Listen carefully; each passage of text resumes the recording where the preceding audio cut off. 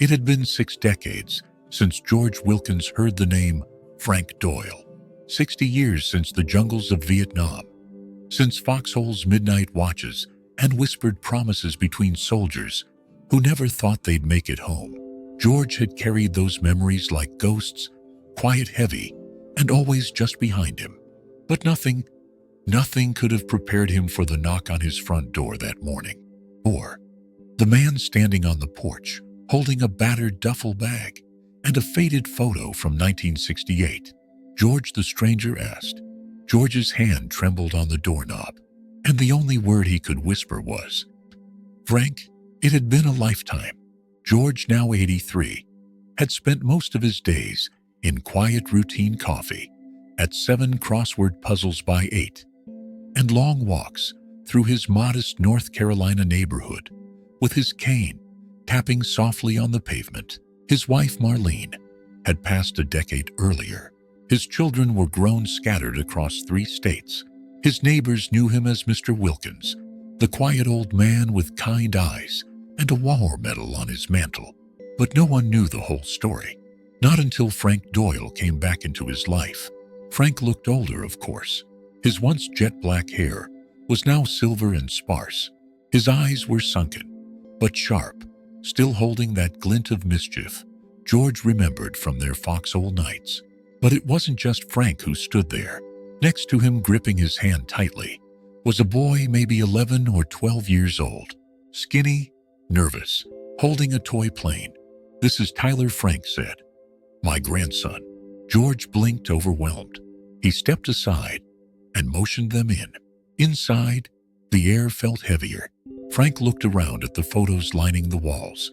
Marlene smiling in a sundress, George in uniform. A wedding day frozen in black and white. "I never forgot," Frank said, voice cracking. "Not a day." George sat slowly in his recliner, trying to keep his heart from pounding. "I thought you were gone," he said. "They told me you didn't make it." Frank nodded. "That's what they told everyone. I got separated during an ambush, spent months in a POW camp.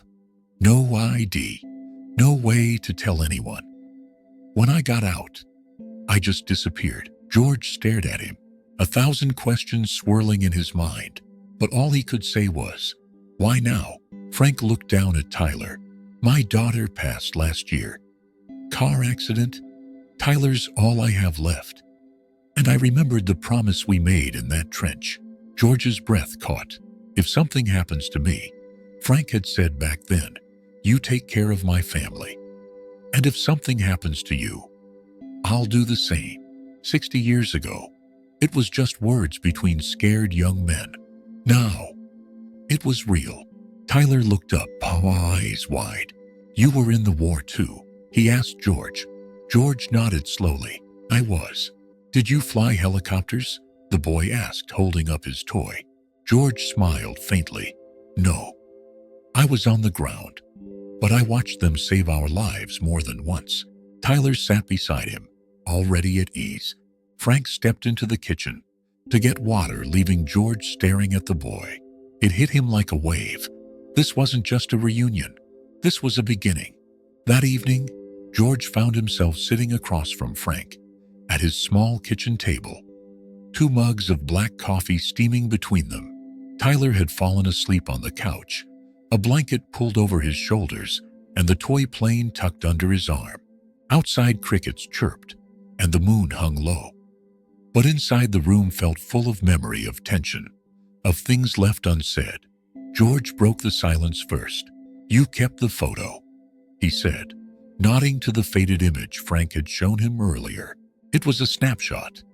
From 68, 4 young soldiers, crouched together in the mud helmets, tilted arms slung over shoulders. George, Frank, Coop, and Manny. Frank nodded slowly. "I kept it through everything, even in the camp. It was folded in the sole of my boot." George shook his head. "I thought you were dead, Frank. I mourned you." Frank looked down at his coffee. "I was dead. For a while, I didn't even remember my own name." The room grew quiet. Then Frank said something that stopped George cold. "They told me about Manny, that he didn't make it. George nodded, his jaw tight. Sniper. Right before we were supposed to fly home, Frank's eyes welled up. And Coop, lung cancer. 92. Said he never stopped breathing smoke after the jungle. Frank rubbed his hands together, his voice low. We were kids. Just kids with rifles. George nodded. And a whole lot of fear. They sat for a while, letting the ghosts breathe. Then Frank leaned in. Do you remember that last mission, he asked. George stiffened. Which part? Frank's voice dropped. The girl. The village. The one we weren't supposed to talk about. George's fingers curled around his mug. That was classified. We all agreed to forget. But I didn't, Frank said. I still see her face. George looked away.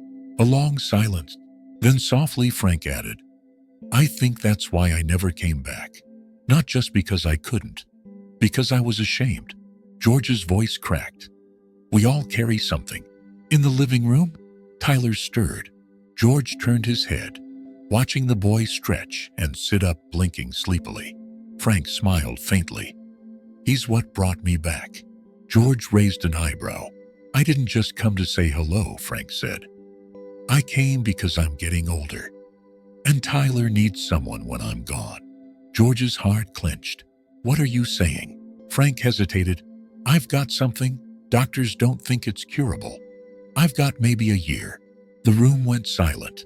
George stood, moved to the window, and stared out into the night. It was too much, too fast. The return, the memories, and now, this. Behind him, Frank's voice was steady. I didn't know where else to go. But I remembered the promise. And I knew you'd still be the kind of man who keeps his word. George turned slowly, his face hard to read. Then with a deep breath, he said, You're not leaving that boy alone. Not if I have anything to say about it. Frank smiled through tears. I knew you'd say that. The next morning, George woke early.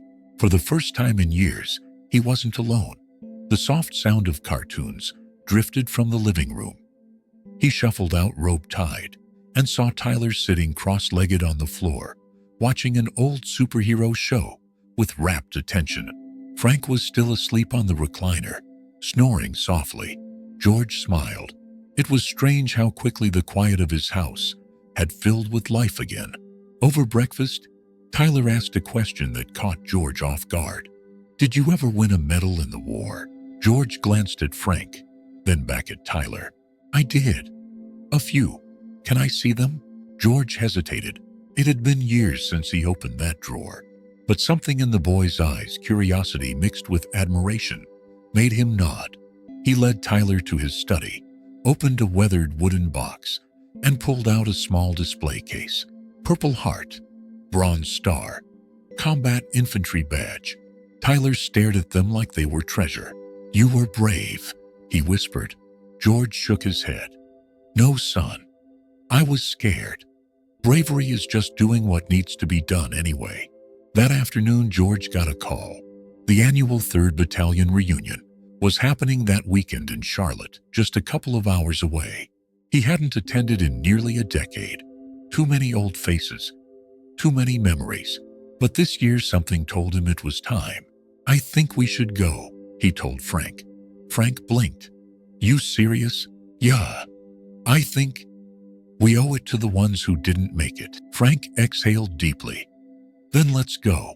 2 days later, George stood in a room full of men with silver hair and stories carved into their faces. Laughter echoed, backslaps exchanged, photos pinned to a memorial wall. Then and now. Some photos had no now. George's fingers brushed over Manny's face, over Coop's, over so many young men frozen in time. Frank stood quietly beside him, hand on Tyler's shoulder. One of the other veterans approached. Frank Doyle, he said, stunned. I know, Frank replied. So did I. The two embraced tightly, tears glinting. Later that evening, as everyone sat down for dinner, one of the organizers tapped a glass. I know we've shared a lot of losses, but today we have something rare. A return. After 60 years, one of our own found his way home. Everyone turned to Frank. Frank stood unsure, then raised his cup. To the brothers we lost, to the promises we kept, and to second chances. Tyler leaned over to George. Are you glad you came? George smiled, eyes glassy. Yeah, I think I forgot what it felt like to be part of something. Tyler rested his head on George's arm. You still are. As the night wore on, George and Frank sat on a bench outside the hotel, under a sky full of stars. No more hiding, Frank said. I'm going to tell Tyler everything. About his mom. About who I was. Who I wasn't. George nodded. Kids deserve truth, even when it's hard. Then Frank said something George would never forget. If anything happens to me, I want him to stay with you. George turned. Are you sure? Frank looked out at the stars. There's no one else I'd trust with my grandson. 3 weeks had passed since the reunion. George's house no longer felt quiet. It buzzed with the sounds of life, the clatter of cereal bowls in the morning, the echo of Tyler's sneakers racing through the hall, the low hum of Frank's stories drifting from the porch in the afternoons. It was noisy, messy, and unexpectedly joyful. But beneath the surface, there was a tension building, one that George could feel, even if no one said a word. Then came the phone call. George answered on the second ring. It was Frank's doctor, and the words that followed made the air leave his lungs. Stage 4 pancreatic cancer. Fast-moving, unforgiving. Weeks, maybe a few months, not years. Frank sat in silence when George told him. He didn't scream, didn't cry, just stared out the window. Tyler was at school.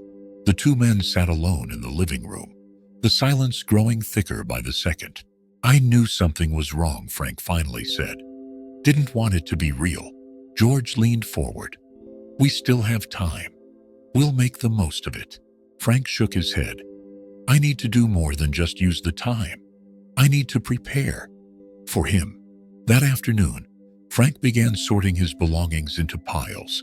One for donation, one for Tyler, one for memories he'd want George to keep. George watched him quietly aching. What about your will, he asked. Frank nodded. It's in order. I already listed you as Tyler's guardian. George swallowed hard. He was honored, but terrified. That night, Frank sat beside Tyler in bed, reading a book about space. Tyler had started having more questions lately. Are you gonna be okay, Grandpa? He asked softly. Frank paused. Then gently, I don't know, buddy. But I do know that no matter what happens, you're going to be okay. Tyler looked down. Because I have Mr. George. Frank smiled. Exactly. The next morning, George made a decision. He called his lawyer. He updated his own will, added Tyler as a beneficiary, and began researching legal guardianship. I may be old, he muttered to himself, but I'm not going to let that boy end up in the system. Then he did something he hadn't done in years. He visited the church downtown, sat in the last pew, and whispered to no one in particular, if you're still listening, help me do this right. Days turned into weeks. Frank grew weaker. Tyler noticed. He started clinging more, asking more, watching more. And George, well, George started adjusting too. He learned how to pack school lunches. He drove to soccer practice. He brushed up on math homework, though fractions still made his head hurt. One morning, Frank handed George a small sealed envelope. This is for him, he said. To open when I'm gone. George hesitated. Frank gripped his shoulder. He'll need to hear from me, even if it's just on paper. That night, as George tucked Tyler in, the boy asked Will, you still take care of me when Grandpa's not here? George's voice cracked. With everything I've got, he said. Tyler smiled and rolled over. George sat beside the bed, watching him sleep, and whispered, you're not losing family. You're just finding more. The leaves had begun to fall. Orange and gold littered the yard, as if nature herself was preparing for an ending. Frank now spent most of his time in the sunroom, wrapped in blankets, his skin pale, and eyes rimmed with fatigue. Tyler would curl up beside him after school, reading aloud, showing off drawings, or just holding his hand in silence. But the weight in the air was unmistakable. The end was near. One morning, George stood in the kitchen stirring oatmeal when he heard a soft thud. He dropped the spoon and rushed to the sunroom. Frank had collapsed while reaching for a photo frame. George caught him just in time, gently easing him into the chair. "I'm fine," Frank whispered, but he wasn't. That afternoon, the doctor made a house visit. Her expression said it all.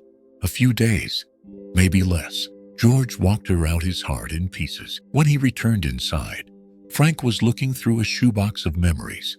Photos, letters, a few old medals from the war.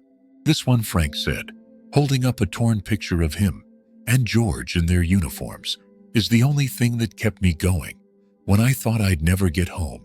George sat beside him. "And now, you're finally here." Frank smiled faintly. "Because of you." That night, George didn't sleep. He sat on the couch, a cup of cold coffee in his hands, listening to the soft hum of the oxygen machine and the slow, shallow breaths of his oldest friend. Tyler slept in the next room, unaware that the world was about to change. At dawn, Frank opened his eyes one last time. "George," he rasped. George rushed to his side. "Tell him," Frank whispered. "He saved me just by being here."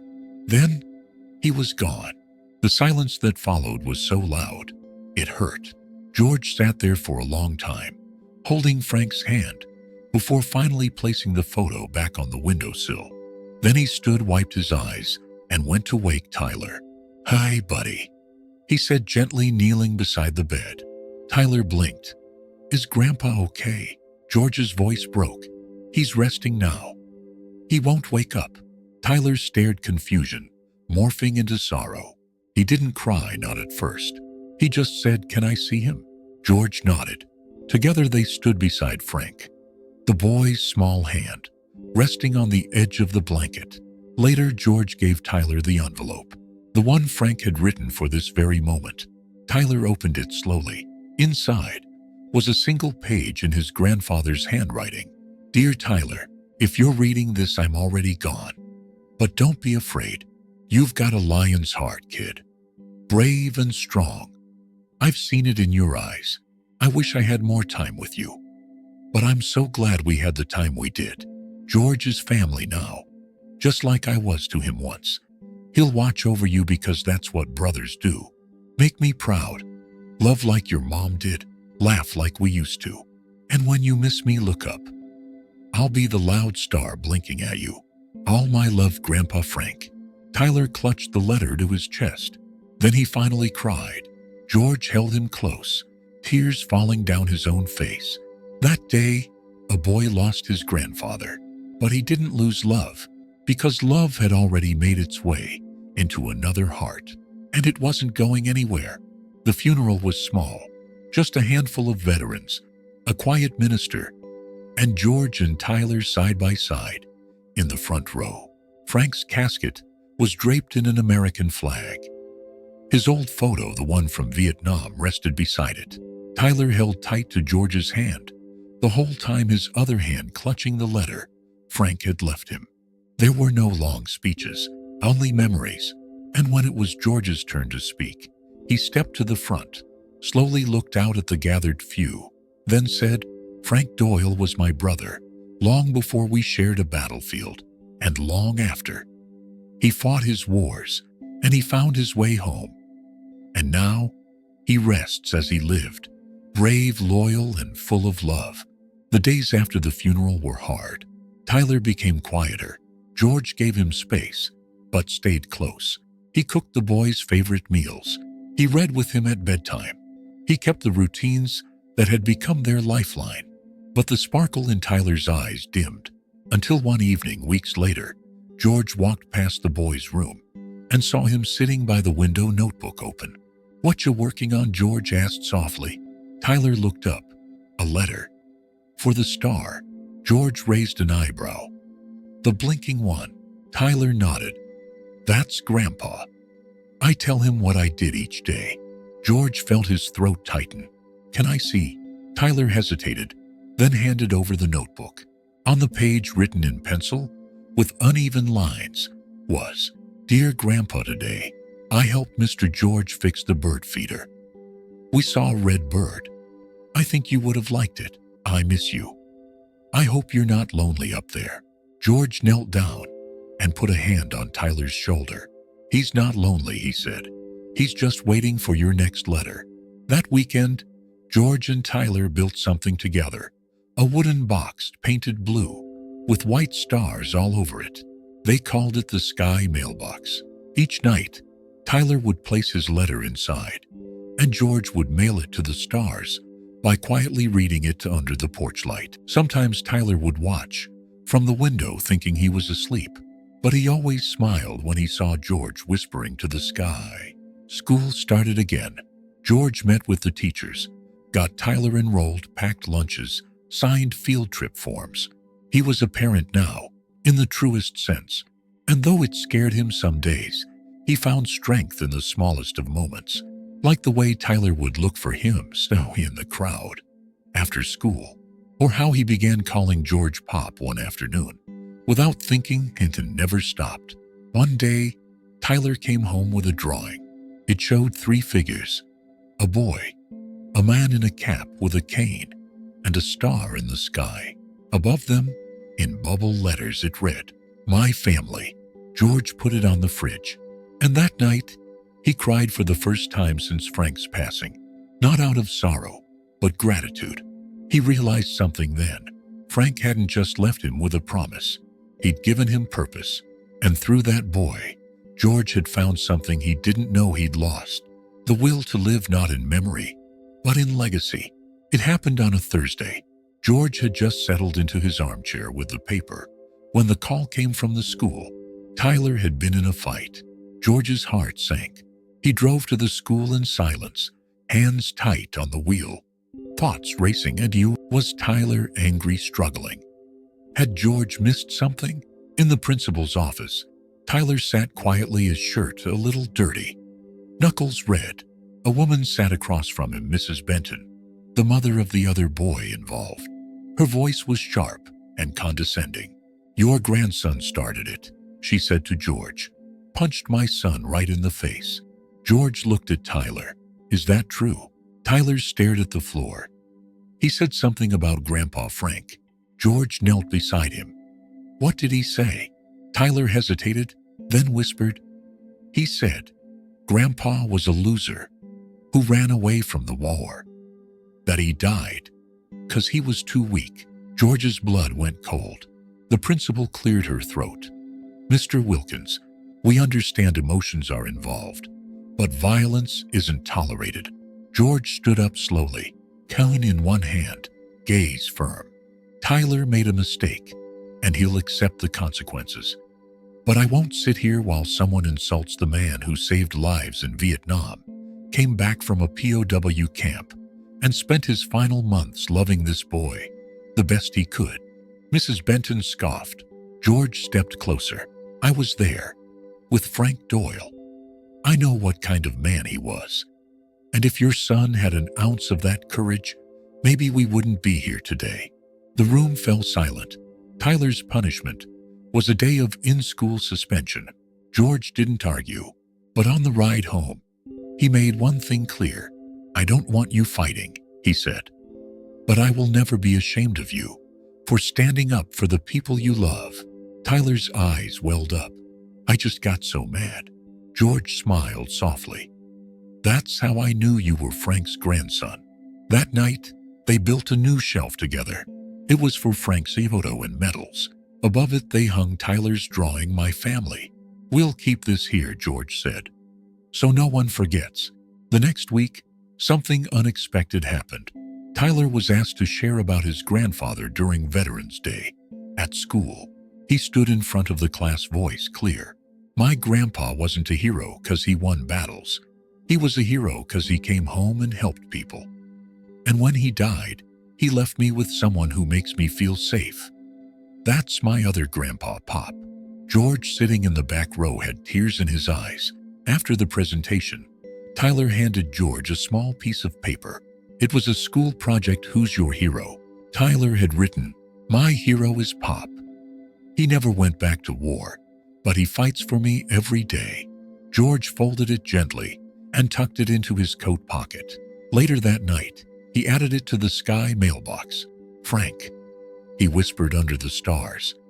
He's becoming the man you hoped he'd be. And I'm trying to be the man he needs me to be. A year passed. The seasons changed, and so did the rhythms of George's life. There were school mornings and soccer practices, burnt toast and bedtime stories. The house that had once echoed with silence now echoed with laughter, questions, and the steady heartbeat of a new family. And though Frank was no longer there, his presence never really left. His photo still smiled down from the mantel. His old jacket still hung on the coat rack by the door. And each night, a new letter waited patiently in the sky mailbox. One Sunday morning, George and Tyler drove into town for the Veterans Day parade. Tyler wore a red, white, and blue scarf and carried a homemade sign for Grandpa Frank and all the heroes. As they watched the floats go by, a man in uniform approached the crowd, scanning faces. He looked familiar, though. Aged, his stride military, his eyes focused. "Mr. Wilkins?" he asked. George turned. Yes. The man held out a small brown envelope, sealed and slightly worn. This was found during the cleanup of a storage unit, rented under Frank Doyle's name. "My team was authorized to track down any family. We believe this was meant for you." George took it with trembling fingers. Inside was a folded letter and a photo, one George had never seen. It was of Frank, holding baby Tyler, smiling under a sky full of stars. The letter read, "Brother, if you're reading this, it means I didn't get the chance to say thank you in person. You kept your word. You gave Tyler a home, and you gave me peace. You didn't just save my grandson. You saved me too. I hope someday when the boy is older, he'll understand what it means to be a man like you. Watch over him the way you always watched over me.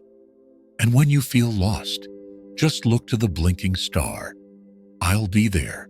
Frank." George folded the letter carefully, holding back tears. Tyler looked up. "Was that from him?" George nodded, voice thick. "Yeah." He never stopped thinking about us. Tyler took George's hand, eyes on the sky. "That star really is him, huh?" George smiled. "Always has been." That night they stood in the backyard. Tyler placed a letter in the sky mailbox and turned to George. "Can we keep writing him, even when I'm big?" George wrapped an arm around his shoulder. "We'll write him as long as we need to, son." As they walked back into the house, George paused at the doorway. He looked at the photo of Frank, the medals, the child who now called him Pop, and he realized this wasn't the end. It was the beginning, a legacy not of war, but of love, promise, and second chances. He came back after 60 years and left behind something more than memories. He left a boy and a man, forever changed. If this story touched your heart, don't forget to subscribe, leave a comment, and share it with someone who needs to believe in second chances. We've got more powerful stories coming your way. See you in the next one.